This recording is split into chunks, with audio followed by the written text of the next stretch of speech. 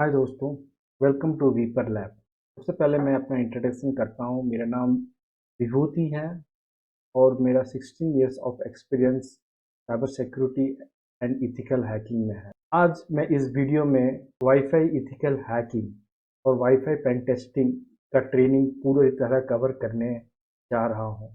मैंने कोशिश किया है मैं सारे टॉपिक्स, सारे चैप्टर्स कवर कर सकूँ।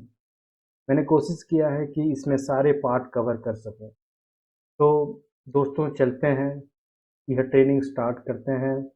हाँ, और एक चीज़ याद रखिए, अगर आपको कोई भी सेक्शन या चैप्टर्स ऐसा लगता है कि आपको उस पर अच्छे नॉलेज है तो आप उसको स्किप भी कर सकते हैं। आप टाइम स्टैम्प में जाइए और उस पर्टिकुलर टॉपिक को स्किप करके आप दूसरे टॉपिक में भी जा सकते हैं। अगर आपको ये वीडियो पसंद आ रहे हैं तो आप इसे लाइक कीजिए, सब्सक्राइब कीजिए और शेयर कीजिए।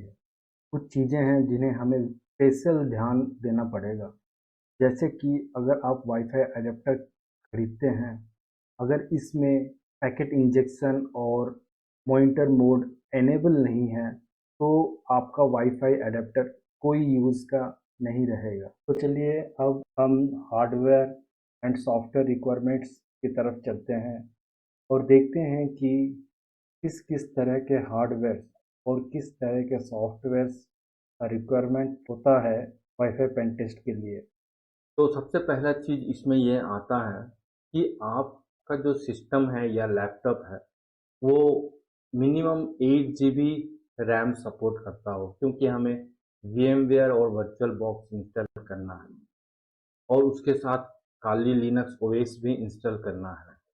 दूसरी चीज़ आते हैं कि इसमें 64 बिट प्रोसेसर या 32 बिट प्रोसेसर जो कि 2.3 गीगाहर्ट्ज का हो। तीसरे चीज़ आते हैं कि इसका minimum disc space 10 to 20 GB हो, जो कि पासवर्ड क्रैकिंग में हमको हेल्प कर। चलिए अब जो महत्वपूर्ण चीज़ है वो है वाईफाई एडेप्टर। मैं आपको यह बताता हूँ कि बहुत मेरे स्टूडेंट्स हैं, उनका कंप्लेन आया है कि वाईफाई एडेप्टर उन्होंने खरीद लिया और लेकिन बाद में पता चला कि वो वाईफाई एडेप्टर काम नहीं कर रहा है। That is waste. क्यों काम नहीं किया ये हम नेक्स्ट पार्ट में कवर करेंगे। तीसरा चीज सबसे इम्पोर्टेंट आता है वो है VMware और या वर्चुअल बॉक्स।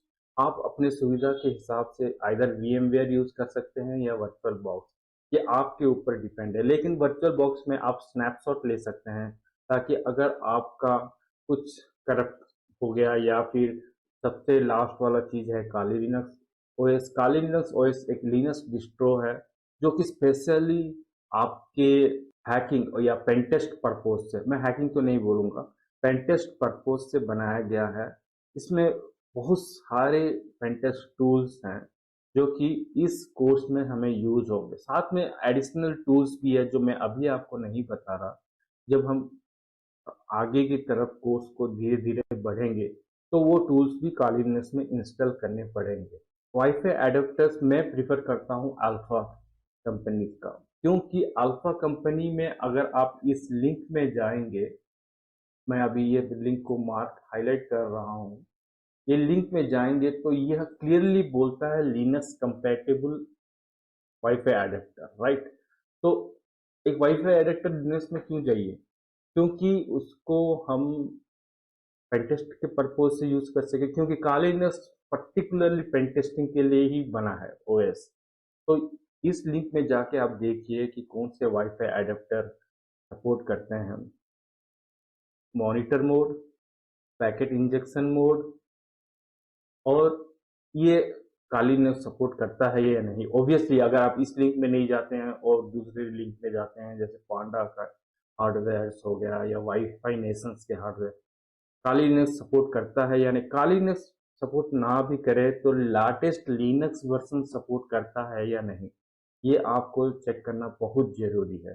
फोर्थ चीज है supports 2.5 megahertz and 5 gigahertz, sorry 2.5 gigahertz and 5 gigahertz processing, sorry frequency, right. Last चीज है ये मैक एड्रेस चेंज को सपोर्ट करता है या नहीं, ये प्राइवेसी फीचर्स में आता है, ये सब चीज़ उसके स्पेसिफिकेशन में रहता है। आप उस प्रोडक्ट के वेबसाइट को जाइए, जल्दीबाजी मत कीजिए वाईफाई एडेप्टर खरीदने में। पहले अच्छी तरह से रिसर्च कीजिए कि ये मॉनिटर मोड सपोर्ट करता है या नहीं, पैकेट इंजेक्शन सपोर्ट करता है या नहीं, काली लिनक्स और या लिनक्स के लेटेस्ट वर्जन सपोर्ट करता है या नहीं, और MAC address change privacy settings support करता है या नहीं। अगर प्राइवेसी सेटिंग्स सपोर्ट ना भी लिखा हो या फिर स्पेसिफाई किया हो, हम उसको कर सकते हैं प्राइवेसी सेटिंग चेंज। उस चीज़ का ज़्यादा आप वरी मत कीजिए, लेकिन पहले 4 चीज़ों को आप ध्यान से रखिए। और मैं अल्फ़ा को मैं प्रेफ़र करता हूँ। और मैंने जो through out course wifi adapter use किया है, वो है अल्फा AWUS036 ACS। ये बहुत ही चीप 4559 रुपीज़ का वाईफाई एडेप्टर है, एक्सटर्नल वाईफाई एडेप्टर है, जो कि packet injection and monitor mode 2.5 gigahertz 5 gigahertz का फ्रीक्वेंसी सपोर्ट करता है। अगर आप चाहें तो आप मेरे इस स्लाइड में रिकमेंडेड दूसरे एडेप्टर्स को भी देख सकते हैं। आप हाई एंड एडेप्टर भी ले सकते हैं, जो कि आपका रेंज, आपका बैंडविड्थ ज़्यादा सपोर्ट करता हो। तो अभी फ़िलहाल के लिए मैंने ये कम रेंज और कम बैंडविड्थ के हार्डवेयर को वाईफ़ाई एडाप्टर को यूज़ किया है। मैंने अमेज़न से ये खरीदा है और मैंने ये भी देखा खरीदने से पहले कि ये काले इमेज होता है या नहीं। अभी दूसरे पार्ट में आते हैं VMware और वर्चुअल बॉक्स। ये हमारा आप पर डिपेंड करता है कि आप क्या यूज़ करना चाहते हैं। पर मैं प्रेफ़र करता हूँ वर्चुअल बॉक्स, बिकॉज़ ये ओपन सोर्स है और आप स्नैपशॉट ले सकते हैं। अपने बायोस में जाके वर्चुअलाइजेशन इनेबल कीजिए। ये सबसे पहला चीज़, ऐसा नहीं कि आप वर्चुअलाइजेशन सपोर्ट नहीं किए और लास्ट में आप जब स्टार्ट कर रहे हैं VMware इंस्टॉल नहीं हो रहा है, आप प्रॉब्लम फेस कर रहे हैं, आप इरिटेट हो जा रहे हैं, वैसा नहीं। तो आप पहले वर्चुअलाइजेशन इनेबल कीजिए। हर कंपनी के लैपटॉप का अलग-अलग सेटिंग्स होता है वर्चुअलाइजेशन का, जो कि आप यहाँ देख सकते हैं कि आप किस तरह स्टेप बाय स्टेप वर्चुअलाइजेशन कौन से की को आप प्रेस करके उसके बायोस में जाके वर्चुअलाइजेशन एनेबल कर सकते हैं। इस चीज़ का कोई स्पेसिफिक वे नहीं है, क्योंकि आपका लैपटॉप और आपकी कंपनी पे बेस्ड होता है कि आपका वर्चुअलाइजेशन। और सबसे आखिर में सबसे इम्पोर्टेंट चीज़ है काली लिनक्स।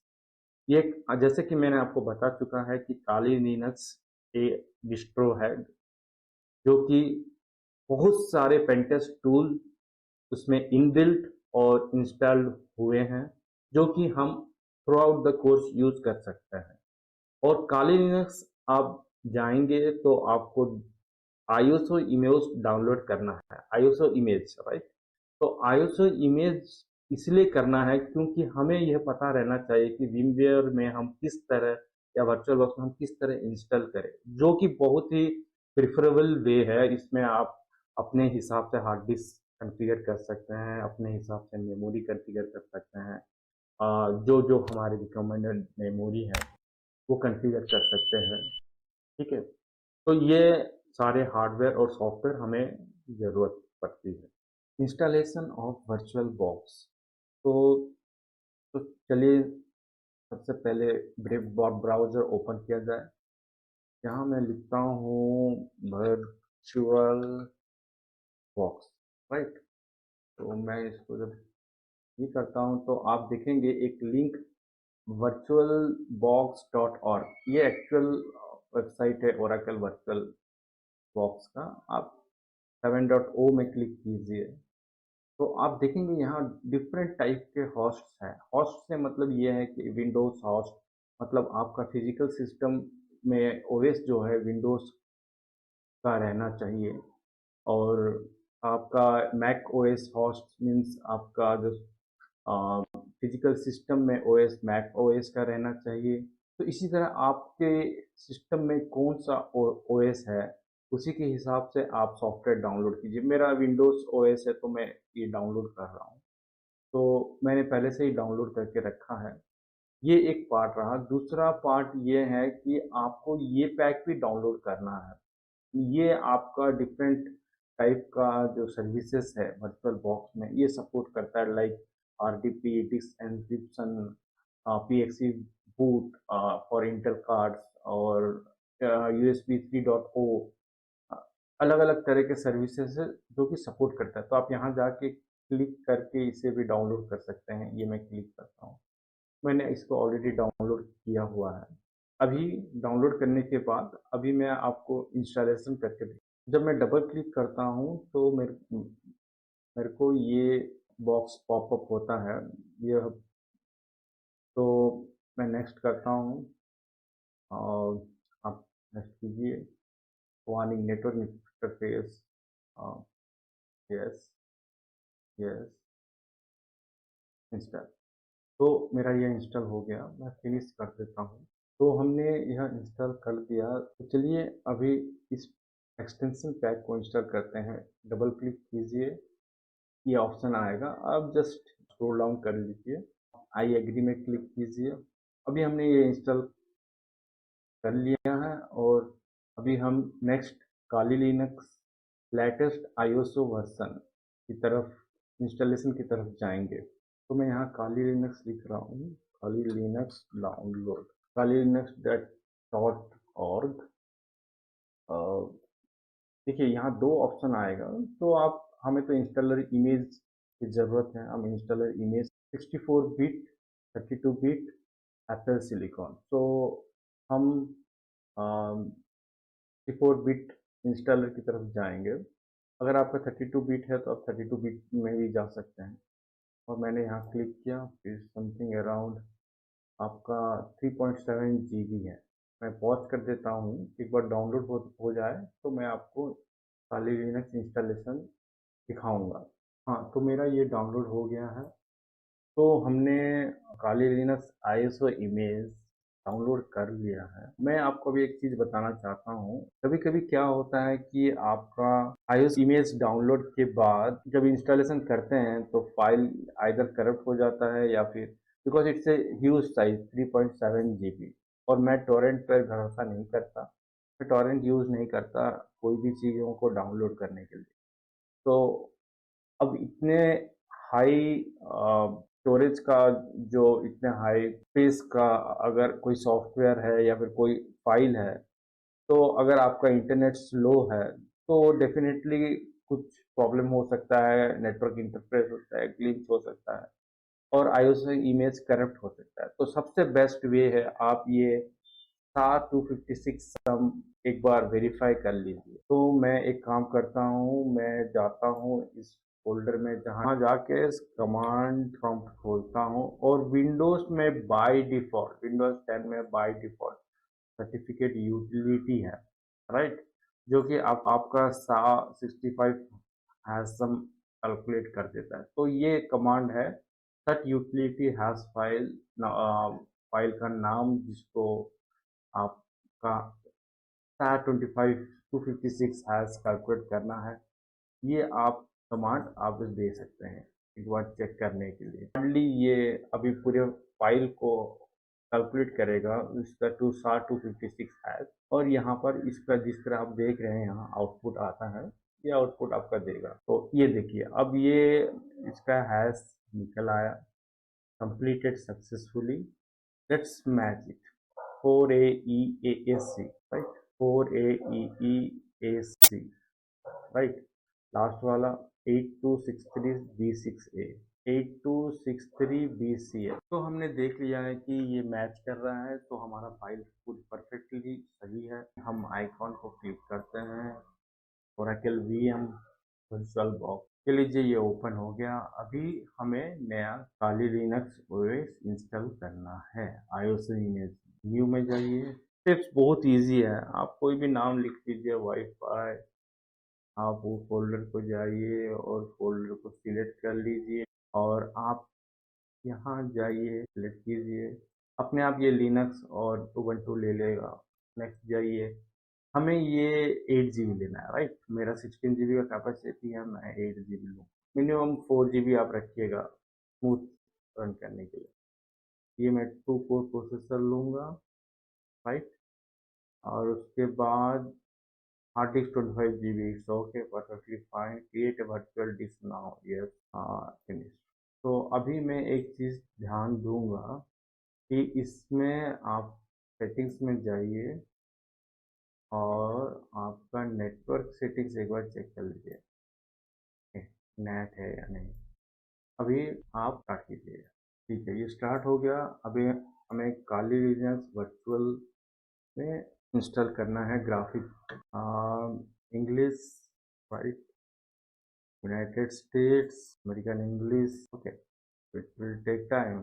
तो हम यहाँ तक पहुँच गए हैं। तो हम होस्ट नेम काली देंगे, नहीं वाईफाई देंगे, डोमेन नेम कुछ भी दे दीजिए, वाईफाई नेटवर्क, फुल नेम दीजिए वाईफाई ट्रैकर, राइट, है नाम है ट्रैकर। पासवर्ड कुछ भी दे दीजिए, काली 2023, याद रखिएगा। अभी ये ईस्टर्न क्लॉक मैंने सिलेक्ट किया है, थोड़ा वेट करना पड़ेगा, ये टाइम लगेगा। Guided entire disk, partition disk all file, okay, finish partitioning and write changes to disk, write या राइट, यस करिए। और no it will do the partitioning and it will, मतलब ये अभी पेज सिस्टम इंस्टॉल करेगा। ठीक है, तो चलिए हम यहाँ तक पहुँच गए, डेस्कटॉप एनवायरनमेंट, एफ सी ई कंटिन्यू, और क्रिएट एंड इंस्टॉल सॉफ्टवेयर। तो मैंने काली लिनक्स में इंस्टॉल किया है। काली लिनक्स के मैंने एंटर किया, यूज़र नेम है वाईफाई, पासवर्ड है काली 2023, राइट। वो अपना पासवर्ड मत भूलिएगा। देखते हैं, मैंने अपने वाईफाई एडेप्टर भी कनेक्ट कर लिया है। ठीक है, मैंने जैसे आपको बोला था कि मेरा वाईफाई एडेप्टर ये है, जो कि हम through out the course use करने वाले हैं। ठीक है, तो मैंने इसको कनेक्ट कर लिया है। अभी आपको एक कमांड देना है, ls usb, देखना है कि हमारा वाईफाई एडिटर डिटेक्ट। एक दूसरा कमांड दीजिए, sudo iw config, it will be password 2023। अभी भी ये नहीं डिटेक्ट कर रहा है, तो हमें एक ग्रुप क्रिएट करना पड़ेगा। पहले आप चेक कीजिए यूज, ओके, एक नया ग्रुप हम क्रिएट करते हैं, ऐड ग्रुप होगा। अभी हमने ये ग्रुप यूजर फॉर्म कर लिया है। ओके, अभी हम यूजर को इस ग्रुप में ऐड करेंगे। तो sudo user mode a box user wifi, ये कहता है कि हमें वाईफाई यूजर को वी बॉक्स यूजर्स में ऐड करना है, ग्रुप में ऐड करना है। तो it's done, let restart it, reboot. तो ये फुल स्क्रीन मोड में आ गया है ये। ओके, और एक सेटिंग्स आपको करना पड़ेगा इसमें, USB 3.0 को हमें एनेबल करना है, राइट। आपको पोर्ट में जाना है। तो शट डाउन करने के बाद आप एक काम कीजिए, आप सेटिंग्स में जाइए, सेटिंग्स में जाके USB में जाइए और 3.0 को ऑन कर दीजिए, बिकॉज हमारा वायरलेस एडेप्टर है वो 3.0 को सपोर्ट करता है। WLAN एडेप्टर मैंने ऐड किया है, और आपका कौन सा USB सेटिंग्स है ये आप स्पेसिफिकेशन में देख सकते हैं। एडेप्टर की USB 2 सपोर्ट करता है या USB 3.0 सपोर्ट करता है, और उसी के हिसाब से आप ऐड कर सकते हैं। ऐड करने के बाद आप रीस्टार्ट कीजिए, रीस्टार्ट करने के बाद रीस्टार्ट कीजिए और उसको लॉग इन कीजिए, काली 2023, फिर लॉगिन। ओके, तो मैंने इसमें कुछ चीज़ें फेस की है, राइट, जो कि मैं आपको शेयर करना चाहता हूँ। मैंने वो सारे सेटिंग्स किए जो इससे पहले, उसके बाद भी मेरा WLAN डिटेक्ट नहीं हुआ। तो मैंने के बाद आपका जो अल्फा का साइट है, मैं show you the site of alpha, this is the site of alpha and I have the product. सबसे पहला काम ये किया कि अपना जो मेरा एडेप्टर है, राइट, वो एडेप्टर को कौन सा कॉन्फ़िगरेशन है वो पहले, मैंने आपको जो सेटिंग्स पहले दिखाए थे वो सेटिंग्स के बाद भी मेरे टर्मिनल में वाईफाई एडेप्टर डिटेक्ट नहीं किया। तो मैंने क्या किया, मैं अल्फा के वेबसाइट में गया, अल्फा के वेबसाइट जहाँ हमने ये प्रोडक्ट खरीदा है, राइट? तो इस प्रोडक्ट को रीच करने के लिए आपको alpha.com.tw में जाना पड़ेगा और आप वहाँ प्रोडक्ट सिलेक्ट कीजिए और खाली कंपैटिबल, खाली लिनक्स कंपैटिबल जो है इसको सिलेक्ट कीजिए, राइट? तो आप देखिए आपका एडेप्टर कौन सा है। तो मेरा तो एडेप्टर ये है, ACS। मैंने इसको डबल क्लिक किया। मैं आपको ये इसलिए बता रहा हूँ कि आपको पता चले कि आप कैसे साइट में जाएं और अपने प्रोडक्ट को देखें और उसके रेस्पेक्टिव सॉफ्टवेयर को डाउनलोड कर सकें। डाउनलोड पेज में गया और फिर पेज में विंडोज़ और लिनक्स, मैक ओएस सब जो ऑपरेटिंग सिस्टम है, सारे ऑपरेटिंग सिस्टम का जो इमेज मीन्स ड्राइवर है उसका इंस्टॉलेशन वे आपको पता चलेगा। तो आप देख सकते हैं ये 2022.2, 2021.3 सेम ड्राइवर 2023 काली लिनक्स के लोग भी सपोर्ट करता हो। तो काली में इंस्टॉल करने के लिए आपको ये स्टेप फॉलो करना पड़ेगा। मैं अभी टर्मिनल को जाता हूँ। मैंने wlan1 it is detecting, right? तो अभी हम जाते हैं इसके टेल में देखने के लिए IW config पासवर्ड काली 2023। तो it is unassociated, you can see it is a managed mode, so we have to change it in the monitor mode, right? इससे पहले मैं आपको ये बात बता देना चाहता हूँ कि अगर आप पेन टेस्टिंग कर रहे हैं या रेड टीमिंग कर रहे हैं तो आप सबसे पहले अपना जो मैक एड्रेस है उसको हाइड कीजिए। अभी मैं अवेलेबल नेटवर्क में जाता हूँ तो आप देख सकते हैं इसमें इतने सारे अवेलेबल नेटवर्क है। ये मेरा वाईफाई नेटवर्क है जो कि मैंने अलग सा राउटर में कॉन्फ़िगर किया है। अभी किस तरह हम ये वाईफाई को हैक कर सकें, राइट? तो हमारा टारगेट ये होगा। तो उससे पहले हम मैक एड्रेस चेंज जो टेक्निक है, प्रोसीजर है, उसको सीखेंगे। चलिए मैक एड्रेस चेंज करते हैं। Mac address changing mac address, right? तो मैक एड्रेस चेंज करने के लिए सबसे पहला काम होगा आपको अपना वैनलैन इंटर 1, राइट? ओके, ये मेरा डाउन हो गया। मैक चेंजर कमांड दूंगा। उससे पहले आपको मैं बता देता हूँ मैक चेंजर का दो कमांड होता है, दो तरह का command. Mac changer attribute hyphen capital A जो कि आपको वेंडर नेम के हिसाब से कोई भी वेंडर नेम दे देगा आपका मैक एड्रेस को, साथ में नया मैक एड्रेस। और एक है हाइफन R स्मॉल r जो कि आपका मैक एड्रेस रैंडमाइज कर देगा लेकिन कोई आपको वेंडर नहीं देगा। तो बेटर है हम वेंडर के रिफर का मैक एड्रेस लें। sudo मैक चेंजर हाइफन, आप ये देख सकते हैं wlan इस कंपनी का नया और ये परमानेंट एड्रेस है और करंट मैक एड्रेस ये है हमारा मैक एड्रेस, ठीक है। लेकिन इसमें एक प्रॉब्लम है, जैसे ही नेटवर्क को कनेक्ट करते हैं तो ये मैक एड्रेस आपका परमानेंट मैक एड्रेस में कन्वर्ट हो जाता है। ये चीज़ आपको कोई नहीं बताएगा लेकिन ये चीज़ मैं आपको बताना चाहता हूँ कि ऐसा होता है। मैक्स मैंने बहुत सारे केसेस में इसे देखा है कि मैक एड्रेस चेंज किया और फिर मैक एड्रेस जब आप वाईफाई कनेक्ट किया तो मैक एड्रेस वैसा प्रॉब्लम आप ना फेस करें, उसका एक सॉल्यूशन है जो मैं आपको अभी बताता हूँ। हाँ, तो देखिए मैं आपको यहाँ दिखाता हूँ कि मैंने ये एड्रेस चेंज किया है। ये नया मैक एड्रेस है और ये मेरा ओरिजिनल मैक एड्रेस है। फिर मैंने यहाँ पर आप देख रहे हैं मैंने कनेक्ट करने के बाद अब देखते हैं कि वो मैक एड्रेस चेंज हुआ है या नहीं। तो अगर कनेक्ट के बाद अगर मैक एड्रेस इसमें चेंज हुआ है तो एक इशू है। तो we are not able to hide our mac address, इसी रेंज में आ गया है। तो same right permanent mac address में कन्वर्ट हो गया। तो अभी इसको हम ट्रबल शूट कैसे करें? तो ट्रबल शूट के लिए आप ये कर सकते हैं, राइट? तो ये मैंने एक इशू के हिसाब से इसको मेंशन किया है। आप ETC नेटवर्क मैनेजर इस फोल्डर में जाइए CD। तो ये actually CD ETC capital N, जैसे कि हम जानते हैं कि लिनक्स में कैपिटल और स्मॉल दोनों ही मैटर करता है। Manager enter, okay good. अभी हम इस पार्ट को जाते हैं, इधर हम इसको चेंज कर सकते हैं या फिर इसके अंदर जाके चेंज कर सकते हैं। अभी कॉन्फ़िग में जाइए और इन चीज़ों को आप डाल दीजिए। डिवाइस क्या है मैं आपको अभी बताता हूँ। ये कहता है कि आपका आईपी एड्रेस रैंडम नहीं होना चाहिए, wifi clone mac address preserve होना चाहिए, ethernet clone mac address preserve होना चाहिए। तो ये हम आईपी एड्रेस को इसमें मैक एड्रेस को हम इसमें चेंज कर सकते हैं। ठीक है, अब अभी हम इसको क्लोज करते हैं, कंट्रोल एच सेव कर देते हैं और उसके बाद तो रिस्टार्ट करना पड़ेगा।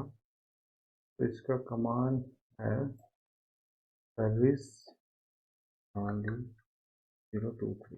कॉन्फ़िगर करने के बाद आपका नेटवर्क मैनेजर रिस्टार्ट करने के बाद मैंने फिर से मैक एड्रेस चेंज किया, नोवो टेक्नोलॉजी का न्यू मैक एड्रेस मिला।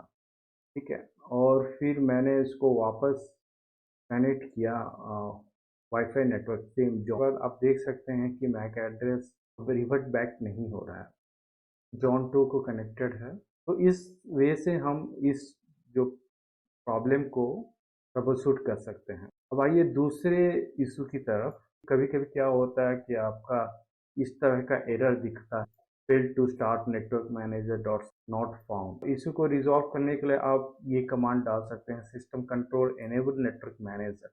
कभी कभी अपने आप नेटवर्क मैनेजर मीन्स डिजेबल हो जाता है, तो आप उसको एनेबल कर सकते हैं। और तो ये लैब सेटअप के बारे में डिटेल में था, और इसमें आपने देखा कि मैंने किस तरह काली लिनक्स इंस्टॉल किया, और ये एंटायर सीरीज में आप देख सकते हैं। पहले मैंने आपको आर्किटेक्चर डायग्राम समझाया, फिर virtual box installation, wifi adapter settings, फिर मैक एड्रेस चेंजर, ये टूल यूज करके हम कैसे मैक एड्रेस चेंज कर सकते हैं। लास्ट में आपको दो ट्रबल शूटिंग इशूज का ट्रबल शूटिंग भी बताया। सेशन में हम डायरेक्टली शुरू करेंगे concept, right, concept of WiFi technology, what is IEEE and what are MAC frame structure, packet analysis, 4-वे handshake, what are the encryption mechanism. तो ठीक है, नेक्स्ट वीडियो में मिलते हैं।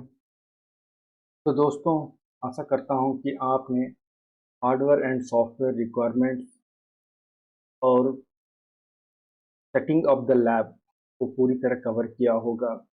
तो चलिए अब चलते हैं wifi fundamentals end packet analysis. तो इसमें हम बेसिकली पूरी तरह कॉन्सेप्ट्स एंड टर्मिनोलॉजीज कवर करेंगे। इसमें हम कवर करेंगे कि IEEE 802.11 क्या है, वाईफाई नेटवर्क कम्युनिकेशन क्या है, what is beacons, what is ESSID, what is channel, how to use airodump NG। में हम ये भी कवर करेंगे कि what is encryption, WPA2 encryption क्या होता है, सिमेट्रिक एनक्रिप्शन क्या होता है, प्रीसेट की क्या होता है, स्टेप बाय स्टेप प्रोसेस किस तरह WPA2 4-वे हैंडशेक होता है, ओपन ऑथेंटिकेशन क्या होता है, what is wifi protected setup, और किस तरह हम इसको राउटर में कॉन्फ़िगर कर सकते हैं, वाईफाई डी ऑथेंटिकेशन अटैक क्या होता है, और क्यों हमें 4-वे हैंडशेक की ज़रूरत है पासवर्ड क्रैक करने के लिए। तो ये सब चीज़ें हम पढ़ेंगे और जानेंगे। अगर आपको यह ट्रेनिंग पसंद आ रहा है तो प्लीज़ लाइक कीजिए, सब्सक्राइब कीजिए और शेयर कीजिए। हाँ, याद रखिए, शेयरिंग इज़ केयरिंग। तो चलिए हम चलते हैं सबसे पहले IEEE 802.11। IEEE क्या है? एक वैज्ञानिक और टेक्निकल प्रोफेशनल्स का समूह aerospace, telecommunication, biomedical engineering, electric power आदि फील्ड में ये सब इंपॉर्टेंट टेक्निकल लीडर्स हैं। IEEE का पूरा नाम institute of electrical and electronics engineers है। IEEE कई समितियों में विभाजित होता है। इस प्रकार 802 समिति लोकल एरिया नेटवर्क या लैन स्टैंडर्ड का विकास करता है। साथ ही मेट्रोपॉलिटन एरिया नेटवर्क स्टैंडर्ड या मैन स्टैंडर्डों का विकास करता है। स्टैंडर्ड क्या है? स्टैंडर्ड निश्चित तकनीकी आवश्यकताएं और विशेषताएं होती हैं जिन्हें उत्पादों, प्रणालियों या प्रक्रियाओं को पूरा करना होता है। वे संगतता, सुरक्षा और विश्वसनीयता सुनिश्चित करते हैं। उदाहरण शामिल होते हैं ISO standard, IEEE institute of electrical and electronics engineers standard और ASTM American society for testing और मटेरियल्स स्टैंडर्ड IEEE 802 11 ग्रुप 1997 में वायरलेस लैन स्टैंडर्ड का एक सेट है। IEEE 802.11 जिसे वाईफाई के रूप में माना जाता है, एक वायरलेस नेटवर्क स्टैंडर्ड या प्रमाण सूची है जिसे industry of electrical and electronic engineer ने तैयार किया है। ये टेक्निकल स्टैंडर्ड वायरलेस कनेक्शन की व्यापकता, गति, बैंडविड्थ और सुरक्षा के संदर्भ में समझाने का प्रयास करता है। IEEE 802.11 इसमें वायरलेस नेटवर्क के तरीकों, प्रोटोकॉल और सिक्योरिटी के स्टैंडर्ड दिए गए हैं ताकि एक डिवाइस किस प्रकार वायरलेस नेटवर्क से आसानी से कम्युनिकेशन कर सके। IEEE 802.11 के विभिन्न प्रकार हैं। IEEE 802.11b, 802.11a, IEEE 802.11g, IEEE 802.11n, IEEE 802.11 etc। हम यहां इन प्रकारों की बात करेंगे। IEEE 802.11b ये पहला स्टैंडर्ड है जो 1999 में आया। ये 2.4 गीगाहर्ट्ज में काम करता है और 11 मेगाबाइट प्रति सेकंड की गति यानी स्पीड प्रदान करता है। IEEE 802.11a ये स्टैंडर्ड भी 1999 में आया। ये हाई स्पीड और गुड परफॉर्मेंस के लिए डिजाइन किया गया था और 5 गीगाहर्ट्ज बैंड पर काम करता है। ये 54 मेगाबिट प्रति सेकंड की गति प्रदान करता है और नॉन ओवरलैपिंग चैनल का उपयोग करता है। IEEE 802.11z ये स्टैंडर्ड 2003 में आया। ये बैंडविड्थ और परफॉर्मेंस में सुधार के लिए डिजाइन किया गया था और 2.4 गीगाहर्ट्ज बैंड पर काम करता है। ये 54 मेगाबिट प्रति सेकंड की स्पीड प्रदान करता है और IEEE 802.11b के साथ अंतरण करने की क्षमता देता है। IEEE 802.11n ये स्टैंडर्ड 2009 में आया। ये हाई स्पीड, वाइडर कवरेज और मल्टीपल एंटेना समर्थन के लिए डिजाइन किया गया था। IEEE 802.11n को वाईफाई 4 भी कहा जाता है। ये 600 मिलीबिट प्रति सेकंड या उससे ज्यादा की स्पीड प्रोवाइड करता है। ये BTS मोड, MIMO तकनीक और डुअल बैंड समर्थन प्रदान करता है। IEEE 802.11ac ये स्टैंडर्ड 2013 में आया। यह मैक्सिमम हाई स्पीड और परफॉर्मेंस के साथ वायरलेस नेटवर्क को बड़ी स्पीड और बैंडविड्थ प्रदान करता है। ये 5 गीगाहर्ट्ज बैंड पर काम करता है और 3 चैनल चयन की क्षमता देता है। इसे वाईफाई 5 कहा जाता है। ये 346 Gbps तक की मैक्सिमम स्पीड प्रदान करता है। यह वाइडर बैंडविड्थ को सपोर्ट करता है, साथ में एडवांस्ड मॉड्यूलेशन टेक्निक्स और मल्टीपल इनपुट आउटपुट टेक्नोलॉजी को भी सपोर्ट करता है। IE 802.111 जो वाईफाई 6 के नाम से भी जाना जाता है, अपनी पहले वाले स्टैंडर्ड की तुलना से यह बेहतर स्पीड प्रदान करता है। आदर्श परिस्थितियों में 9-6 गीगाबाइट पर सेकंड तक का डाटा स्पीड प्रदान करता है। वायरलेस नेटवर्किंग में एक बीकन वाईफाई नेटवर्क में एक्सेस पॉइंट AP या वायरलेस राउटर द्वारा नियमित रूप से प्रसारित की जाने वाली एक संचालन फ्रेम होती है। यह एक मैनेजमेंट फ्रेम होता है जो IEEE 802.11 स्टैंडर्ड का हिस्सा होता है, जो वाईफाई नेटवर्क में काम करता है। जब हम वाईफाई राउटर को ऑन करते हैं तो हर 100 मिलीसेकंड में ये बीकन भेजता है। इस बीकन में महत्वपूर्ण जानकारियां शामिल होती है जैसे SSID, BSSID, चैनल, एन्क्रिप्शन वगैरह वगैरह। एक बीकन का प्रमुख उद्देश्य होता है कि वायरलेस नेटवर्क की मौजूदगी दर्ज कराना, साथ में बेसिक पैरामीटर को ब्रॉडकास्ट करना। बीकन पैकेट में निम्नलिखित जानकारी शामिल होती है।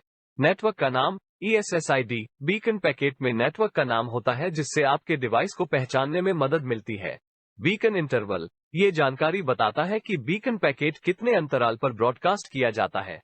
क्षमता और स्तर जानकारी, ये बताता है कि नेटवर्क में कितने उपयोक्ता संख्या का समर्थन किया जा सकता है और कितने स्तर की क्षमता होती है। एन्क्रिप्शन के विकल्प, ये बताता है कि क्या नेटवर्क के डेटा को एन्क्रिप्ट किया गया है और कौन से एन्क्रिप्शन प्रोटोकॉल का उपयोग किया जाता है। अन्य जानकारी, बीकन पैकेट में अन्य जानकारी भी हो सकती है जैसे कि नेटवर्क के विशिष्ट विशेषताएं और सेवाएं। हाँ, चलिए जरा हम समझते हैं SID को कैसे इंटरप्रेट करें। जब हम वाईफाई एडेप्टर को क्लिक करते हैं तो हमें डिफरेंट वायरलेस नेटवर्क दिखता है। तो यहां आप देख सकते हैं कि डिफरेंट वायरलेस नेटवर्क दिख रहा है, जैसे कि जॉन 2, जेनेरिक वगैरह वगैरह। तो ये जॉन 2 क्या है? जॉन 2 मतलब SSID होता है, जो कि वाईफाई नेटवर्क का नाम है। तो चलिए हम काली लाइनेक्स पर जाकर हमारे वाईफाई एडेप्टर को कनेक्ट करके ये देखते हैं कि यह किस तरह बीकॉम पैकेट कैप्चर करता है और डिफरेंट वाईफाई नेटवर्क के डिटेल के बारे में बताता है। इसके लिए आपको अपने वाईफाई एडेप्टर मॉनिटर मोड में ऑन करना पड़ेगा, जो कि हम बाद में setting up the lab chapter में दिखाएंगे। यहां मैं आपको डायरेक्टली पैकेट कैप्चर करके दिखाने की कोशिश कर रहा हूं ताकि आपको सही से समझ आए कि बीकन में क्या क्या पैरामीटर्स होता है। तो चलिए काली लिनक्स के टर्मिनल को खोलते हैं, ifconfig डालते हैं। ifconfig में हमारा W लाइन इंटरफेस दिख रहा है, तो हमें एक कमांड डालना है एरोड्रम ng करके हम वो सारे पैकेट कैप्चर कर सकते हैं जो हमारे वाईफाई एडेप्टर के रेंज में कम्युनिकेट हो रहे हैं, चाहे वो पैकेट हमारे वाईफाई एडेप्टर की तरफ आ रहे हो या ना आ रहे हो। तो हमारा रेंज 2.4 गीगाहर्ट्ज और 5 गीगाहर्ट्ज का है। यह एरोड्रम ng कमांड का आउटपुट है। यहां आप देख सकते हैं कि SSID लिखा है, तो यही SSID एक्चुअली वाईफाई नेटवर्क का नेम होता है। जो आप देख रहे हैं यहां पर जॉन 2 है, जेनेरिक है और बहुत सारे वाईफाई नेटवर्क है। BSSID क्या होता है? BSSID एक्चुअली वाईफाई नेटवर्क का मैक एड्रेस होता है, जो कि यूनिक होता है। अगर सोचिए कि एक वाईफाई नेटवर्क का नाम दूसरे वाईफाई नेटवर्क के नाम से मिलता जुलता हो, तो फिर हमें मुश्किल हो जाता है कि कौन सा वाईफाई नेटवर्क से कनेक्ट करें। तो उस केस में हम BSSID आएगी, क्योंकि यूनिक होता है। रोग एक्सेस प्वाइंट से अटैक करना एक वो तरीका है जिसमें अटैकर SSID का नाम सेम ब्रॉडकास्ट करते हैं, विक्टिम के SSID के सिमिलर। तो आप देख सकते हैं पावर PWR पावर लिखा है, -82 डेसिबल में काउंट होता है। डेसिबल एंटीना स्ट्रेंथ या पावर का वर्णन करने के लिए उपयोग होता है। डेसिबल वाईफाई रेडियो सिग्नल में उपयोग होने वाली यूनिट है। सामान्यतः सबसे नीचे -22 देख रहे हैं, जॉन 2 ESSID। ये जॉन 2 वाईफाई नेटवर्क है, इसका सिग्नल स्ट्रेंथ सबसे अधिक होता है। और आप यहां देख रहे हैं -82, इसका सिग्नल स्ट्रेंथ कम होता है। तो हम ये कह सकते हैं कि जितना कम संख्या वैल्यू होता है, उतना सिग्नल स्ट्रेंथ ज्यादा रहता है, और जितना वैल्यू ज्यादा होता है उतना सिग्नल स्ट्रेंथ कम रहता है। अब चलते हैं चैनल की तरफ। आप देख सकते हैं कि जॉन 2 जिसके चैनल नंबर है 11, जेनेरिक जिसका चैनल नंबर है 1, वो क्या चीज है आइए को समझते हैं। वाईफाई में चैनल एक डेटा ट्रांसमिशन के लिए उपयोग की जाने वाली वायरलेस फ्रीक्वेंसी बैंड होती है। एक वायरलेस नेटवर्क बहुत सारे डिवाइसों के लिए उपलब्ध फ्रीक्वेंसी बैंड का उपयोग करता है, लेकिन इस बैंड को अनुभव किया जाने वाले बाधाओं को कम करने के लिए वायरलेस नेटवर्क को विभिन्न चैनलों में विभाजित किया जाता है। जैसे 2.4 गीगाहर्ट्ज बैंड के लिए नीचे दिए गए 11 चैनल का उपयोग हो सकता है। तो IENC की तरफ चलते हैं। ENC का मतलब एन्क्रिप्शन होता है। कौन से टाइप का एन्क्रिप्शन वाईफाई नेटवर्क यूज कर रहा है? वायरलेस नेटवर्क में विभिन्न प्रकार के एन्क्रिप्शन होते हैं, जैसे WPA2, WAP आदि आदि।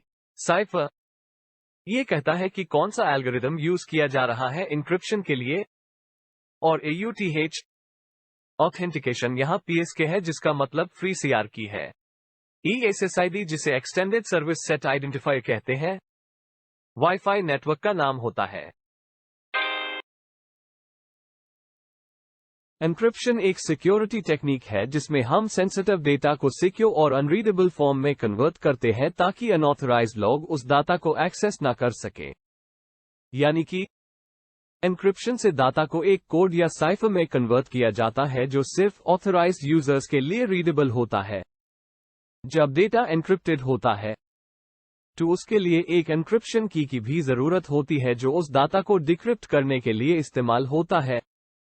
Basic encryption algorithm. एन्क्रिप्शन का बेसिक कॉन्सेप्ट ये होता है कि हम एक प्लेन टेक्स्ट असल डाटा को एक एल्गोरिथम मैथमेटिकल फॉर्मूला की मदद से साइफर टेक्स्ट कोडेड डाटा में कन्वर्ट करते हैं। एक सिंपल एग्जांपल है सीजे साइफर, जिसमें हर अल्फाबेट को एक fixed number of position shift किया जाता है। फॉर एग्जांपल, अगर हम ए को 3 पोजीशंस आगे शिफ्ट करते हैं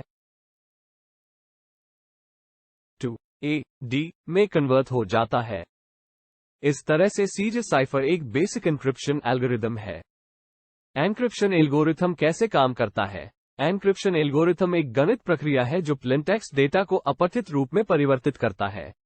जब डेटा एन्क्रिप्ट होता है तो उसमें एक एन्क्रिप्शन की का इस्तेमाल होता है जो एक विशिष्ट अक्षरों या नंबर्स की एक विशिष्ट क्रम से बनी होती है। इस की के बिना एन्क्रिप्टेड डेटा को डिक्रिप्ट करना मुश्किल या लगभग असंभव हो जाता है। एन्क्रिप्शन एल्गोरिथम डेटा को छोटी छोटी इकाइयों में, जैसे बिट्स या बाइट्स, विभाजित करता है और फिर हर इकाई को एक विशिष्ट परिवर्तन के साथ गुजरता है। इस परिवर्तन को पलटने के लिए डिक्रिप्शन की आवश्यकता होती है। जब डिक्रिप्शन की से एन्क्रिप्टेड डेटा पर परिवर्तन लागू किया जाता है तो मूल प्लेन टेक्स्ट डेटा वापस मिल जाता है।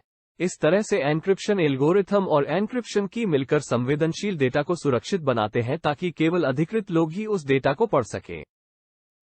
यह एक प्रक्रिया है जिसमें हम डाटा को स्क्रैम्बल करते हैं ताकि केवल ऑथराइज्ड व्यक्ति इसे डिक्रिप्ट करके इसका यूज कर सके। इस उदाहरण में हमारे पास हेलो वर्ल्ड का प्लेन टेक्स्ट है जिसे हम एन्क्रिप्ट करना चाहते हैं और अपने दूसरे साथी को भेजना चाहते हैं। मैंने एक एन्क्रिप्शन एल्गोरिथम इस पर चलाया है। ये हेलो वर्ल्ड ऐसे वर्ड्स और नंबर में कन्वर्ट हो गया। इसे हम साइफर टेक्स्ट या एन्क्रिप्टेड टेक्स्ट कहते हैं जो आप स्क्रीन पर देख रहे हैं। हम एक एन्क्रिप्शन एल्गोरिथम प्लस एन्क्रिप्शन की का उपयोग करते हैं जो डेटा को एन्क्रिप्ट करने के लिए प्रयोग किया जाता है। और फिर जब एन्क्रिप्टेड डाटा डेजिग्नेटेड यूजर के पास पहुंच जाता है जिसे ये डाटा मिलना है, उसके बाद डिक्रिप्शन एल्गोरिदम प्लस डिक्रिप्शन की यूज करके डाटा डिक्रिप्ट किया जाता है।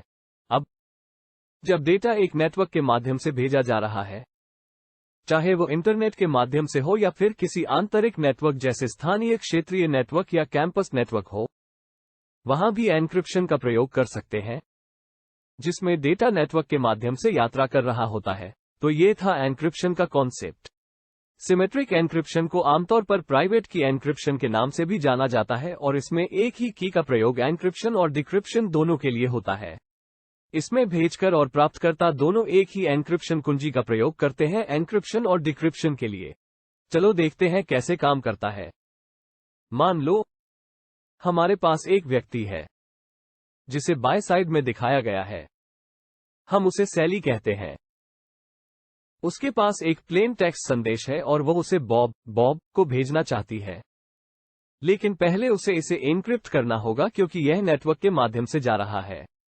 तो वह करेगी यह कि वो प्लेन टेक्स्ट संदेश को लेकर एक शेयर्ड प्राइवेट कुंजी शेयर्ड प्राइवेट की का प्रयोग करेगी, एक की जो बॉब और सैली दोनों के पास है। और फिर जब वो उस प्लेन टेक्स्ट संदेश को लेकर एक एन्क्रिप्शन एल्गोरिथम का प्रयोग करेगी जो शेयर्ड प्राइवेट की के साथ मेल खाता है, तो वह डेटा एन्क्रिप्ट हो जाएगा। फिर वो उसे नेटवर्क के माध्यम से भेज सकती है। मान लो ईमेल के संलग्न फाइल के रूप में बॉब को भेजती है और फिर बॉब जब वो उस एन्क्रिप्टेड संदेश को प्राप्त करता है, वो वही एन्क्रिप्टेड डेटा लेकर उसके पास सैली की तरह वही की होती है, उनकी शेयर्ड प्राइवेट की जो केवल उन दोनों के पास है। वो उस की का प्रयोग करके डेटा को डिक्रिप्ट करता है जो सैली ने एन्क्रिप्शन एल्गोरिथम के साथ एन्क्रिप्ट किया था, और फिर वो प्लेन टेक्स्ट संदेश देख सकता है। अब क्योंकि दोनों सेम शेयर्ड प्राइवेट की का प्रयोग कर रहे हैं, इसलिए इसे आमतौर पर सीक्रेट की या प्राइवेट की एन्क्रिप्शन भी कहा जाता है। लेकिन सिमेट्रिक एन्क्रिप्शन की एक समस्या यह है कि कीज को कैसे शेयर करना है। सैली उसको अपने कंप्यूटर से बॉब के पास कैसे पहुंचाएगी, खासकर अगर वे दोनों एक ही ऑफिस में नहीं हैं। तो इस काम के लिए आमतौर पर एसिमेट्रिक एन्क्रिप्शन का प्रयोग होता है ताकि शेयर्ड प्राइवेट की को शेयर किया जा सके। आपको इन्हें दूसरों के साथ शेयर नहीं करना है और दूसरे लोगों को उनका एक्सेस नहीं मिलना चाहिए। तो इसे शेयर करने का एक सामान्य तरीका है एसिमेट्रिक एन्क्रिप्शन। एसिमेट्रिक एन्क्रिप्शन के लिए अलग वीडियो बनाऊंगा। एन्क्रिप्शन सिक्योरिटी प्रोटोकॉल जैसे SSL, IPsec में बहुत सी चीजें कंसिडर होती है, जैसे डाटा को गुप्त रखने के लिए साइफर टेक्स्ट में कन्वर्ट करना पड़ता है, इंटीग्रिटी के लिए हैशिंग यूज होता है, ऑथेंटिकेशन मैकेनिज्म भी यूज होता है। ये सारे फीचर्स को मिलाकर एक एन्क्रिप्शन सिक्योरिटी प्रोटोकॉल बनता है। आप जो भी डाटा भेज रहे हैं वो डाटा सिक्योर रहे। उसके लिए 3 चीजों का ख्याल रखा जाता है: कॉन्फिडेंशियलिटी, इंटीग्रिटी और ऑथेंटिकेशन। चलो समझते हैं कॉन्फिडेंशियलिटी क्या है। आप जो डाटा भेज रहे हैं उसे जब एन्क्रिप्ट कर दिया जाता है तो कोई नहीं पढ़ सकता सिवाय वो यूजर जो भेज रहा है और वो यूजर जो पढ़ना चाहता है, यानी जिसके पास डाटा जा रहा है। इसका मतलब एन्क्रिप्टेड डाटा को डिक्रिप्ट करना एक अटैकर के लिए इतना आसान नहीं होता, क्योंकि इसमें कॉम्प्लेक्स एल्गोरिदम रन होता है। जैसे शैली ने एक डाटा को एन्क्रिप्ट किया और उसे भेजा, बॉब ने उसे डिक्रिप्ट किया और वो डाटा रीड कर सकता है। यही कॉन्फिडेंशियलिटी होता है। अब चलते हैं इंटीग्रिटी की तरफ। इंटीग्रिटी में इस बात का ध्यान रखा जाता है कि डाटा सही सलामत दूसरे यूजर को पहुंचे। इसके लिए एक हैशिंग एल्गोरिदम रन होता है। ये पूरे डाटा को एस करके उसका वैल्यू डाटा के आखिरी पार्ट पर अटैच कर लेता है। बाद में जब ये डेस्टिनेशन को पहुंचता है, सेम हैशिंग एल्गोरिदम फिर से डाटा पर यूज होता है और उसका वैल्यू भेजे गए हैश से मैच कराया जाता है। अगर दोनों बराबर होता है तो डाटा मैनिपुलेट नहीं हुआ है, ये कंफर्म होता है। ऑथेंटिकेशन वह जरिया है जिसमें वैलिड यूजर अपनी पहचान बताता है, एग्जाम्पल पासवर्ड डालकर। आपको कॉन्फिडेंशियलिटी और इंटीग्रिटी और ऑथेंटिकेशन का कॉन्सेप्ट समझ आ गया होगा। वायरलेस नेटवर्क डाटा एन्क्रिप्शन के लिए विभिन्न प्रोटोकॉल को यूज करता है। 2 सबसे आम तरीके हैं, वो है web wireless equivalent privacy, wifi protected access, WPA। WEP wired equivalent privacy एक पुरानी वायरलेस नेटवर्क सुरक्षा प्रोटोकॉल था जिसका उपयोग वायरलेस नेटवर्क्स के डेटा को सुरक्षित बनाने के लिए किया जाता था। हालांकि WEP का उपयोग अब बहुत कम होता है और यह असुरक्षित माना जाता है। इसकी आवश्यकता पूर्णतः निष्क्रिय हो चुकी है। WEP में स्ट्रीम साइफर RC4 कॉन्फिडेंशियलिटी के लिए यूज होता है। ऑथेंटिकेशन के लिए WEP में ओपन सिस्टम ऑथेंटिकेशन और शेयर की ऑथेंटिकेशन यूज होता है, मगर ये दोनों ऑथेंटिकेशन टेक्निक कमजोर सिक्योरिटी प्रोवाइड करता है। इसको ओवरकम करने के लिए WPA और WPA2 यूज होता है। अभी ज्यादातर WPA2 यूज हो रहा है। WPA3 भी आ गया है। WEP कहीं भी यूज नहीं हो रहा है। WPA2, जिसे वाईफाई प्रोटेक्टेड एक्सेस टू के रूप में जाना जाता है, एक वाईफाई नेटवर्क के सुरक्षा को बढ़ाने और डेटा की गोपनीयता को सुनिश्चित करने के लिए डिजाइन किया गया है। यह एक प्रकार का प्रोटोकॉल है। WPA2 अनचेंज्ड 64 या 128 बिट एन्क्रिप्शन की को मैनुअली एंटर करवाता है। WPA TKIP एल्गोरिदम यूज करता है। TKIP को टेम्पोरल की इंटीग्रिटी प्रोटोकॉल कहा जाता है। WPA TKIP वाईफाई नेटवर्क पर डेटा को एन्क्रिप्ट करता है। इसमें RC4 एन्क्रिप्शन एल्गोरिदम का उपयोग होता है, जो कि WEP के एन्क्रिप्शन की तुलना में अधिक सुरक्षित होता है।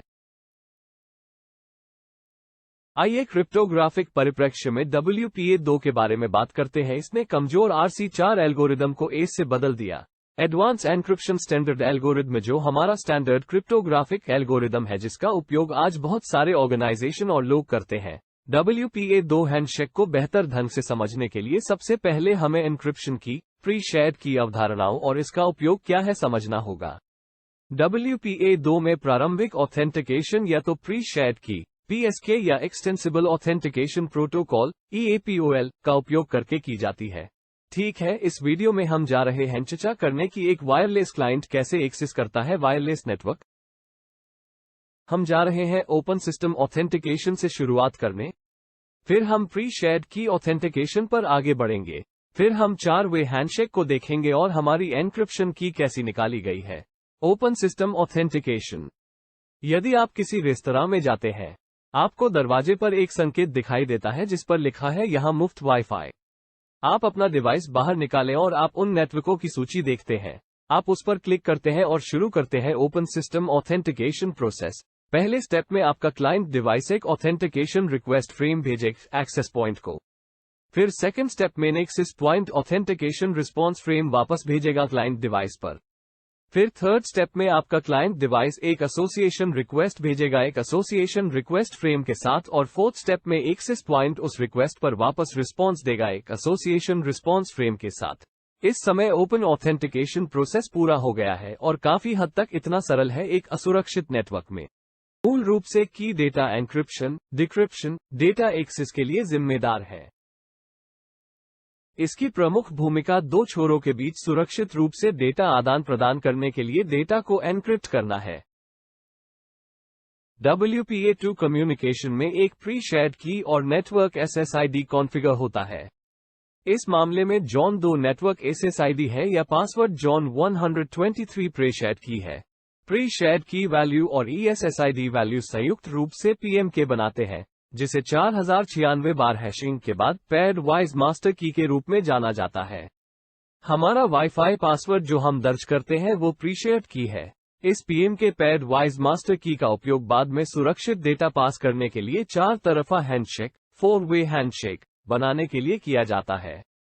जो भी क्लाइंट डिवाइस एक्सेस पॉइंट के अंदर लॉग इन करता है, उसका PMK वैल्यू सेम रहता है, जो एक सिक्योरिटी रिस्क है। अब हमारे पास PMK जनरेट हो गया है। हम इस PMK का उपयोग 4-वे हैंडशेक करने के लिए करेंगे। 4-वे हैंडशेक के लिए हम EPOL फ्रेम्स का उपयोग करेंगे। एक बार ऑथेंटिकेशन हो गया और PMK जनरेट हो गया तो access point first EPOL frame को क्लाइंट डिवाइस पर भेजता है, जिसे A-नोन से ऑथेंटिकेटर नॉन्स के रूप में जाना जाता है। Wifi client software replay attack verify के लिए रिप्ले काउंटर की जांच करता है। फिर यह PTK पेयर्ड वाइज ट्रांजिएंट की बनाने के लिए PMK का उपयोग करता है। PTK केवल इस सत्र के लिए मान्य होगा, उसके बाद ये काम नहीं करेगा। PTK का उपयोग क्लाइंट से एक्सेस पॉइंट तक यूनिकास्ट ट्रैफिक को डिक्रिप्ट और एनक्रिप्ट करने के लिए किया जाता है। फिर क्लाइंट फ्रेम नंबर 2 भेजता है, जिसे S-नॉन्स के नाम से जाना जाता है। यह नॉन्स MIC मैसेज इंटीग्रिटी चेक द्वारा संरक्षित होता है। एक बार S-नॉन्स एक्सेस पॉइंट द्वारा प्राप्त हो जाता है तो वही PTK जो क्लाइंट में जेनरेट होता है एक्सेस पॉइंट द्वारा जेनरेट होता है। एक बार जब दोनों एंड पर PTK पेयरवाइज ट्रांजिट की जेनरेट हो जाती है तो की का उपयोग ट्रैफिक को एनक्रिप्ट और डिक्रिप्ट करने के लिए किया जाता है। हमें यह समझना होगा कि PTK को हवा या किसी अन्य माध्यम से ट्रांसफर नहीं किया जाता है, बल्कि दोनों तरफ जेनरेट किया जाता है। अब तीसरा फ्रेम रोबस्ट सिक्योरिटी नेटवर्क को वेरीफाई करने के लिए एक्सेस पॉइंट द्वारा भेजा जाता है। ये फ्रेम MIC द्वारा संरक्षित होता है। MIC का उपयोग ये वेरीफाई करने के लिए किया जाता है कि डेटा के साथ छेड़छाड़ की गई है या नहीं। एक और की है जो ग्रुप मास्टर की है। ये ग्रुप मास्टर की एक्सेस पॉइंट में उत्पन्न होती है। इस ग्रुप मास्टर की का उपयोग करके ग्रुप टेम्पोरल की GTK जेनरेट होती है। एक्सेस पॉइंट द्वारा भेजे गए ब्रॉडकास्ट और मल्टीकास्ट ट्रैफिक को एनक्रिप्ट और डिक्रिप्ट करने के लिए इस GTK की आवश्यकता होती है।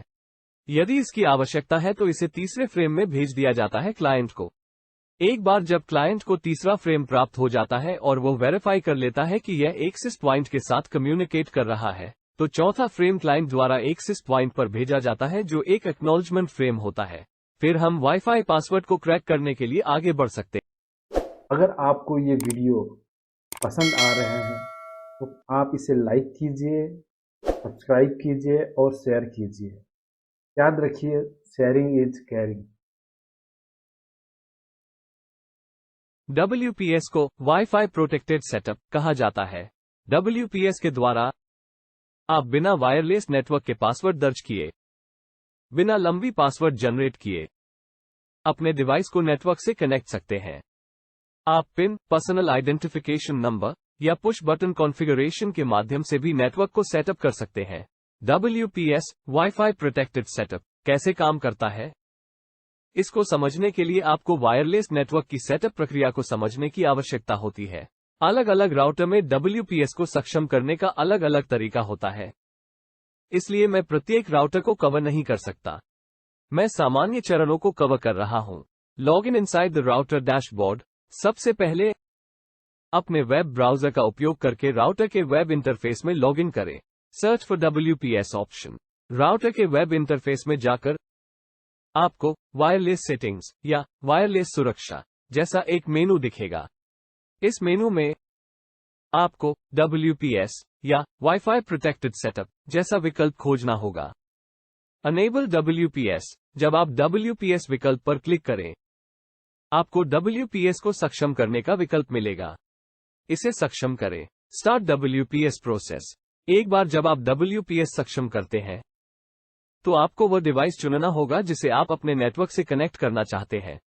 WPS प्रोसेस शुरू करना। आपके चयनित डिवाइस पर आपको WPS प्रोसेस को शुरू करने के लिए कुछ विशिष्ट कार्रवाई करनी होती है।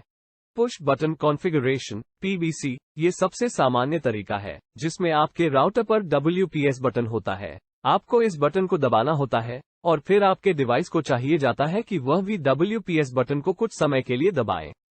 इसके परिणामस्वरूप वे आपके नेटवर्क से स्वच्छंद रूप से कनेक्ट हो जाते हैं। Personal identification number. कुछ डिवाइस और राउटर WPS के लिए एक पिन का उपयोग करते हैं। राउटर पर एक WPS पिन दिखाया जाता है और यदि आपके डिवाइस में WPS समर्थन है तो आपको डिवाइस में वही पिन दर्ज करना होता है। सेटअप पूरा हो जाने पर सफलता।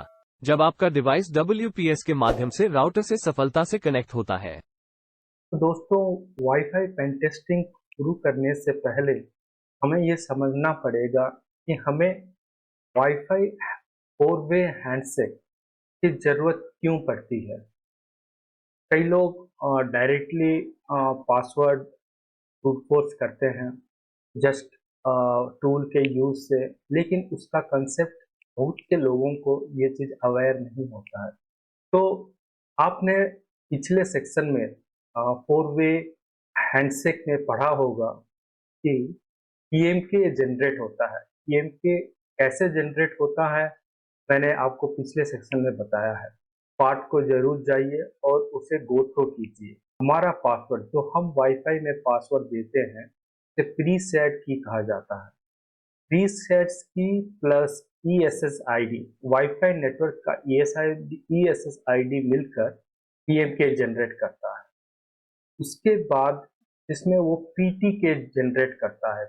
तो पीटीके जनरेट करने के लिए एक एल्गोरिथम यूज होता है और वो एल्गोरिथम यूज करके पीटीके जनरेट होता है। यहाँ पर बात समझने की जरूरत है, पीटीके दोनों तरफ एक्सेस पॉइंट और क्लाइंट से मेरा मतलब है लैपटॉप या फिर आपका मोबाइल डिवाइस, कोई भी डिवाइस हो गया, उसमें दोनों में पीटीके अपने आप जनरेट होता है पीएमके के थ्रू से। शेयर नहीं करते हैं पीटीके को एक दूसरे से। तो यहाँ पर अटैकर 3 स्टेप को फॉलो करता है। पहले वो एरोडम्प NG का यूज करके पैकेट के हैंडसेट को कैप्चर करता है। अगर क्लाइंट जैसे कि आपका लैपटॉप ऑलरेडी कनेक्टेड है एक्सेस पॉइंट से, तो उसको डीऑथेंटिकेट करना पड़ता है। तो डीऑथेंटिकेट क्या होता है इसको भी मैंने कवर किया है। तो डीऑथेंटिकेट रिक्वेस्ट पैरेलली रन करके क्लाइंट को एक्सेस पॉइंट से डिस्कनेक्ट किया जाता है। क्लाइंट एक्सेस पॉइंट से एक बार डिस्कनेक्ट हो गया तो उसके बाद वो रिकनेक्ट होने के लिए रिक्वेस्ट भेजता है और 4-वे हैंडसेट फिर से शुरू करता है। तो 4-वे हैंडसेट जब वह शुरू करता है तो एरोडप NG वो हैंडसेट कैप्चर कर लेता है। एक बार वो कैप्चर हो जाता है तो उसके नेक्स्ट स्टेप में हैंडसेट में रहे पासवर्ड ब्रूट फोर्स किया जाता है और पीएमके को जनरेट करके फिर पीटीके को जनरेट किया जाता है। पीटीके को फिर मैच किया जाता है जो, और जब यह मैच करता है तो यह कोशिश करता है कि पता करने कि यह पीटीके एग्जैक्टली सेम वैल्यू का है या नहीं। इस माध्यम से तब तक ब्रूट फोर्स किया जाता है जब सेम नहीं होता। एक बार पीटीके सेम हो जाता है तो अटैकर और टूल ये कंफर्म हो जाता है कि यही पासवर्ड है। हमारा प्रमुख उद्देश्य होता है कि वाईफाई नेटवर्क को हैक करना। उसके लिए हमें वाईफाई नेटवर्क में पासवर्ड को क्रैक करने के लिए हम 3 स्टेप फॉलो करते हैं। पहले एरोडम्प NG को यूज करके हम हैंडसेट कैप्चर करते हैं और पैरेलली हम एयरप्ले NG यूज करके उसको डीऑथेंटिकेशन अटैक लॉन्च करते हैं, जिसके कारण क्लाइंट और एक्सेस पॉइंट के बीच कनेक्टिविटी डिस्कनेक्ट हो जाता है और एक्सेस पॉइंट फिर से हैंडसेट इनिशिएट करता है और वह हैंडसेट कैप्चर करने के बाद हम एयरक्रैक NG का यूज करके पासवर्ड ब्रूट फोर्स करते हैं। चलिए शुरू करते हैं। काली लिनक्स में लॉगिन करते हैं। वाईफाई काली 2023। अभी नेक्स्ट स्टेप, जैसे कि मैंने बताया है, सबसे पहले हम एरोडम्प एनजी यूज करके हैंडसेट कैप्चर करने की तरफ बढ़ेंगे। के लिए आप कैट etc/OS रिलीज डालिए। तो हमारा वर्जन है 2023.3। सबसे पहले ये देखेंगे कि वायरलेस इंटरफेस अप है या नहीं। तो मैंने IF कॉन्फ़िग डाला है और IF कॉन्फ़िग में आप देख सकते हैं कि वायरलेस इंटरफेस डिटेक्ट कर रहा है और WLAN 0 और this is the mac address. अभी IW कॉन्फ़िग डालते हैं और देखते हैं कि ये मैनेज्ड मोड में है। तो हमें इसे मैनेज्ड मोड से मॉनिटर मोड में कन्वर्ट करना पड़ेगा। मैनेज मोड से मॉनिटर मोड में कन्वर्ट करने के लिए पिछले चैप्टर, अगर आप स्टार्टिंग में जाएंगे तो सेटिंग ऑफ लैब में मैंने बताया है कि किस तरह मैनेज मोड को मॉनिटर मोड में कन्वर्ट कर, उधर जाइए और रिफर कीजिए। मैं डायरेक्टली इसे मॉनिटर मोड में कन्वर्ट करके आप नेक्स्ट स्टेप क्या है आपको बताऊंगा। तो कंट्रोल शिफ्ट पी दबाए हैं और दो टैब, तो हमें पैरेलली एयरडॉप एनजी में भी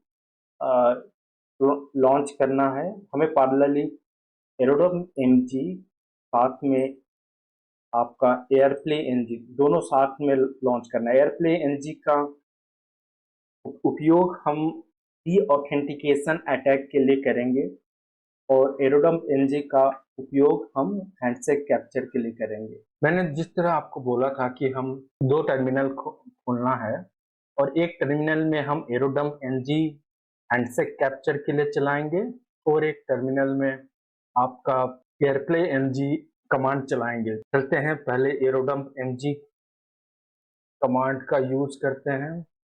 हमें WLAN 0 जो कि मेरा इंटरफेस है वहाँ यूज करना है। तो पहले हम ये देखेंगे कि कौन कौन से वाईफाई नेटवर्क मेरे वाईफाई एडेप्टर के रेंज में है। तो आप देख सकते हैं कि यह आपके वाईफाई एडेप्टर के रेंज में रहे सारे वायरलेस नेटवर्क को कैप्चर कर रहा है। आप इसमें देख सकते हैं कि यहाँ पर राइट साइड में ESSID लिखा है जो कि वाईफाई नेटवर्क का नाम रहता है, जैसे कि जेनरिक, मैडमैक्स और आपका एयरटेल जॉन 5। मोस्ट साइड में आप वाईफाई नेटवर्क का मैक एड्रेस देख सकते हैं। इसमें स्टेशन से ये मतलब है जैसे कि ये स्टेशन किसी लैपटॉप या मोबाइल का मैक एड्रेस हो सकता है, तो ये कनेक्टेड है आपके इस एक्सेस पॉइंट के मैक एड्रेस से, DSSID से। तो चलिए हम एयरटेल जॉन 5 को अटैक करने की कोशिश करते हैं और उसके पासवर्ड को क्रैक करने की कोशिश करते हैं। तो एयरटेल जॉन 5 का मैक एड्रेस है 5C8C30। तो मैं इसको कॉपी करता हूँ। कमांड इस तरह का होगा, BSSID के आगे आप अपना मैक एड्रेस लिखेंगे जो कि आपका ये है, और चैनल चैनल कौन सा है तो आप देख सकते हैं कि चैनल 11 है। चैनल 11 इसको भी लॉन्च कर देते हैं। तो अगर ये इसका हैंडसेट कैप्चर करेगा तो आप लेफ्ट राइट साइड के टॉप मोस्ट कॉर्नर में देखेंगे, इसमें लिखा रहेगा हैंडसेट कैप्चर। तो कुछ देर वेट करते हैं। तो हम D auth request 6 D auth request भेजेंगे -A-A। सो ये है एक्सेस पॉइंट का मैक एड्रेस है। तो आप देख रहे हैं 6 डी ऑथ रिक्वेस्ट भेजा है और देखते हैं यहाँ पर ओके। तो हमारा हैंडसेट कैप्चर हो गया, यू कैन सी इट। तो हम कंट्रोल C करेंगे और मैं फिर से ये कमांड की तरफ जाता हूँ। इसमें लिखा है sudo airdup ng, W means write the capture in hack1 file और channel is 11 and BSSID is BSSID means access point MAC address and WLAN 0। तो अभी देखते हैं कि हैक 10 कहाँ है, राइट। तो आप देख रहे हैं यहाँ पर बहुत सारे हैक 10। तो मैं आपको पहले से बता देना चाहता हूँ, अगर आप सेम कमांड एक बार मारते हैं तो 01, दो बार मारते हैं तो 02, तो आप हमने लास्ट कमांड देखना है कि कौन सा लास्ट 6 में आया है, तो ये आपका हैक फाइल है। तो अभी हम वेरसेक पे ये ऑब्जर्व करेंगे कि इसने क्या कैप्चर किया है। तो आप देख सकते हैं वेरसार्क में हैंडशेक पूरा हो गया है।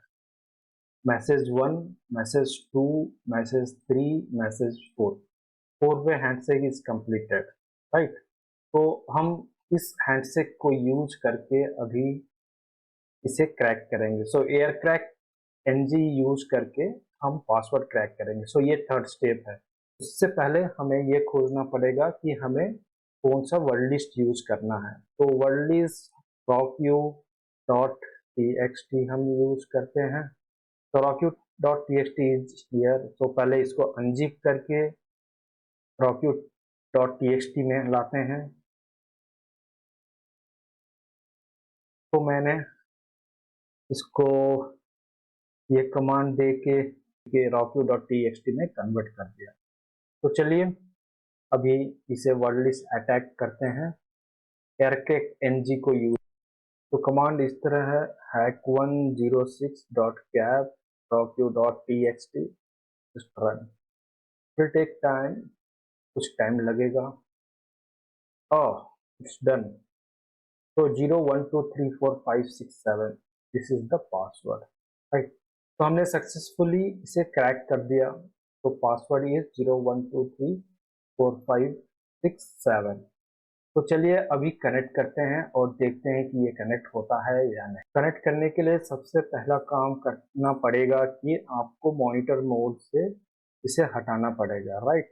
sudo hermonng.wlab, right, this is the command. अभी देखते हैं कि ये किस मोड पे है। Okay fine, this is in manage mode. तो चलते हैं हम अवेलेबल नेटवर्क की तरफ। एयरटेल जॉन 5 को क्लिक करते हैं, देखते हैं ये कनेक्ट होता है या नहीं। तो 01234567, ओके। तो यह आप देख सकते हैं ये सक्सेसफुली कनेक्ट हो गया, राइट।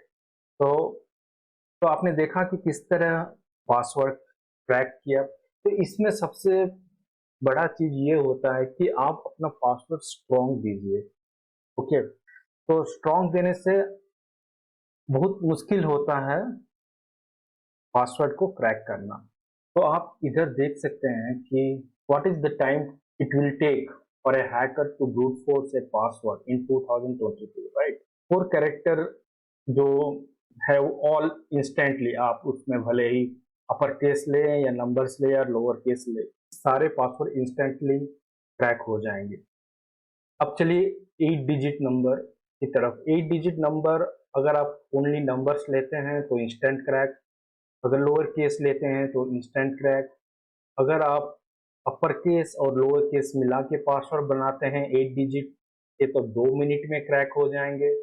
और अगर आप नंबर अपर केस और लोअर केस मिलाते हैं तो 7 मिनट्स। और अगर आप numbers symbols upper case lower case मिलाते हैं तो 39 मिनट्स। इसी तरह अगर आप 11 डिजिट का ओनली नंबर्स का पासवर्ड बनाते हैं तो इंस्टेंट क्रैक हो जाएंगे। तो ये टेबल में आप देख सकते हैं मैक्सिमम लोग जो अपने हमारे वाईफाई यूज करते हैं वो अपना मोबाइल नंबर ही पासवर्ड दे देते हैं। तो सबसे बड़ा प्रॉब्लम ये है कि आप अपना मोबाइल नंबर कभी भी वाईफाई पासवर्ड मत दीजिए, इससे आप 100% हैक हो जाएंगे, राइट। तो ठीक है दोस्तों, हम मिलते हैं नेक्स्ट वीडियो में। डिफरेंट टूल्स, कौन कौन से टूल हम यूज कर सकते हैं ताकि हमारा वाईफाई हैकिंग इजी हो।